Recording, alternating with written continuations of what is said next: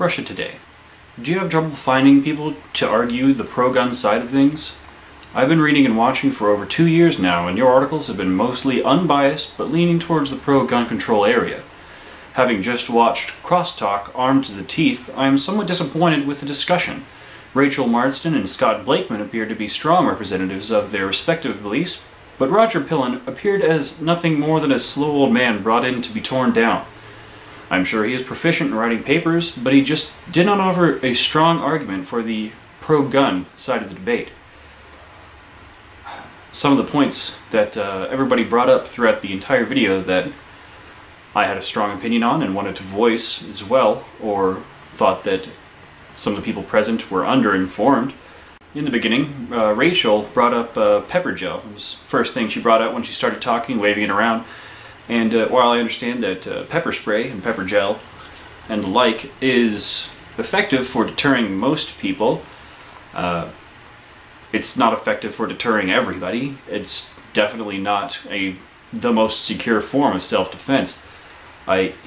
Earlier today, because of a forum that I was on debating gun control again, it's what I do most of my time, I watched a video of a police officer get gunned down next to his car with an assault weapon. Oddly enough, this was in 1996, in the middle of the previous assault weapon ban. But the police officer was returned fire and had exchanged fire with the individual he was fighting and shot him at least once in the gut. And I don't know what that man was on or what sort of training he'd gone through. He said in the video that he was a veteran, but he was shot in the gut and didn't stop, and I don't think that some pepper spray will stop him or a wide variety of any of the coked up criminals we have here in the United States. So I would not advise the average individual to carry just pepper spray for self-defense. I understand a non-lethal option is appealing for those not accustomed or trained to kill, as I have. I'm a U.S. military veteran. But if it's your life or theirs, you would want the power to take a life to save your own. At another time, Rachel brought up that in America you have to prove that you're insane first before you're disallowed from buying guns, and brought up the examples of some other countries such as Canada and Australia where they have to show or pass various tests of various types to prove that they are worthy of owning firearms. And I'd just like to bring up that that's the exact opposite here in the United States of America. Generally, per the legal system, we are innocent until proven guilty, and we actually have to be proven that we can't do something before we're disallowed from doing it. That's how our legal system works. I think it's nice. It does have flaws sometimes, where criminals will walk free, but we have a legal system designed to let free people go, not to lock away bad people. That's what happens. A problem specifically on that issue, because that was when they were talking about background checks. The background checks to America, which were enacted by, I believe, the 1994 Brady Bill, which now requires background checks only from federally licensed firearms dealers. The problems that have occurred with that, such as the Virginia Tech shooting, where the perpetrator there that committed the Virginia Tech shooting purchases firearms, but had been committed for mental health problems before, was with the Virginia State reporting system. For some reason, after he was committed to the insane asylum, I think it's called, the doctors at the insane asylum didn't report that all the way up to the National Instant Criminal Background Check system. So that was the system failing, and I'm all for improving that system, making it be mandatory for states to report such information to the federal federal background instant background check system. There we go. And that would be good. That would prevent another way that we could have prevented the Virginia Tech shooting and some other shootings as well. In addition to the Roger and Scott brought up the gun show loophole, which is about the background checks as well, specifically referring to background checks not being required at a gun show. And first of all, there is no actual gun show loophole. A loophole would imply that the law was intended to stop this action that is allowed through some technicality of the law itself. Specifically, the background check law, the Brady Bill, only requires federal background checks from federally licensed firearms dealers. Specifically, what they're referring to when they talk about the background checks in the gun show loophole, which do not only apply to gun shows, by the way, but is what's called private transfers, which is more of something that has happened traditionally in the United States, where one private citizen sells something to another private citizen at, like a garage sale. You sell your wares to other people. You don't have to go through a licensed business. You're allowed to, if it's not a primary income or a long-term sort of thing, just sell one thing or two things and be done with it. You don't have to make a business. If you're not going to make a long-term business out of it, are not required to get any sort of licenses. This goes for any sort of firearms unless they are covered under the Federal Firearms or National Firearms Act of 1932, I think. Was it 38? In the 1930s, around the time with Al Capone, and because of all the gun violence in the era. So there is no actual gun show loophole. It is just a private transfer. Until they try to stop private transfers and they are allowed somehow, without a background check, still, after an attempted banning, that would be a gun show loophole. It's just a semantic, but it's kind of important when we're talking about something this big and heated. Another point that was brought up was the some gun laws, bringing examples of foreign gun laws into the debate. The Australia massacre that Scott brought up, and then began to talk about how afterwards they had passed several gun laws and hadn't had a massacre since. Well, good on Australia. From what I understand, their average crime rate went up, but I'm actually still looking into those statistics because the studies that I found were not properly cited, and I wanted to get my own accurate data. I'm doing the same thing with FBI statistics now, trying to find correlation and causation, that sort of thing. But also, to add to that, the Australian example, I'll bring up the UK example, which during every single one of their mass shootings for the past 30, 40 years, I'm not quite sure, afterwards they'd passed a new piece of gun legislation, slowly chipping away and taking away all of their guns, which is exactly why we're afraid of doing that here, because it did lead to a slow stepping stone to the next progression thing, which is sometimes a fallacy, but we have an example of it happening right there.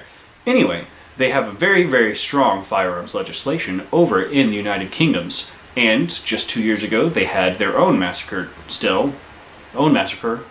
which killed 13 people and I believe left 14 wounded.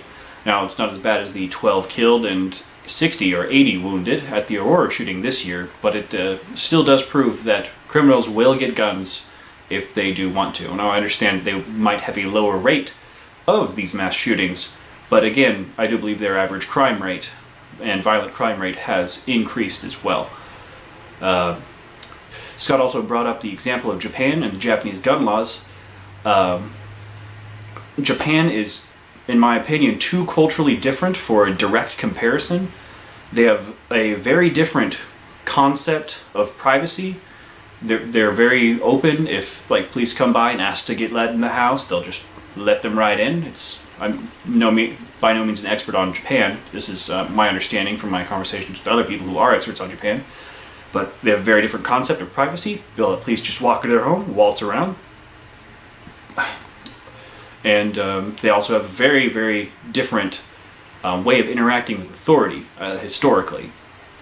And again, they would just let police walk into their house, take a look around, where in America, most of us, well, I can't say most of us without some sort of citation, so I won't, but some of us would not let police into our house without a warrant, just on principle. If you would like to come in for anything but tea, you need some paperwork from a judge.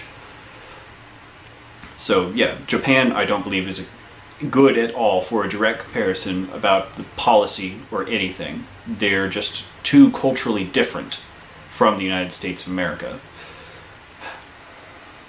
Later it was brought up, why would Americans need assault weapons? I'd like to bring up a point about assault weapon. That term was coined for the assault weapons ban of 1994, and it's a horrible term. Assault weapon, specifically a weapon, is a tool of assault. So calling something an assault weapon is redundant. It's like calling something a forking fork, or a spooning spoon, or a cutting knife. It's already implied with the other word there, so you might as well just drop the word, just say weapon, as we do in the military with our actual assault rifles. But the 1994 ban specifically applied to weapons that had larger capacity, or banned larger capacity magazines, and the creation of weapons that could accept those larger capacity magazines, which is distinct from a clip, by the way. It applied to semi-automatic weapons and had a couple other provisions, such as a bayonet lug or a pistol grip. And specifically speaking about the high-capacity magazines of the assault weapons, there are some actual legitimate hunting reasons where one would desire such a weapon as an assault weapon with a larger magazine and possibly a more powerful round, though generally assault weapons actually have weaker ammunition than contemporary hunting ammunition. And that the instance wherein one would want a assault weapon for hunting would be for bears, large bears, dangerous game of any type, packs of boar, packs of wolves, or mountain lions. In those situations, the animal, having not been killed by your first shot, will attempt to kill you. Or in other instances, such as large packs of boars or large packs of wolves, again, there's more threats around that you would need to want to take care of, either with more rounds in your magazine, or if you're having an incredibly bad day, a bayonet on your loving assault weapon. Near the end of the segment, Rachel began speaking about a home invasion scenario. This was near when she brought up that she would only allow shotguns for people. Specifically, in my opinion, as a firearms scholar, shotguns are inherently a bad idea in the home, unless you have your own place, not an apartment sort of thing, because they're very indiscriminate. You might hit something else, you might break other things. If you need to shoot around someone, which you generally should not do with weapons, and it's advised against and never trained for by civilians, if you do need to do that in a situation in your own home, it's quite impossible with a shotgun unless you have it preloaded with slugs. And it's just not a good idea for home defense. But speaking specifically, she brought up you would have to fumble around and get it out of your safe. I personally don't have a safe for my firearms. I have never actually met someone who has a safe for their firearms, and anyone I have met that does maintain a weapon for home defense does not have it hidden away behind stuff. It's not anywhere where you need to rifle around for it. Myself personally, for my home defense, I don't have a long rifle. I have a handgun that itself would have had the magazines banned under the assault weapons ban, which I'm very happy for, because I got a pistol that shoots a low power round, so it won't shoot through the walls and hurt anybody I don't know, so I would need more bullets to make my low powered rounds count.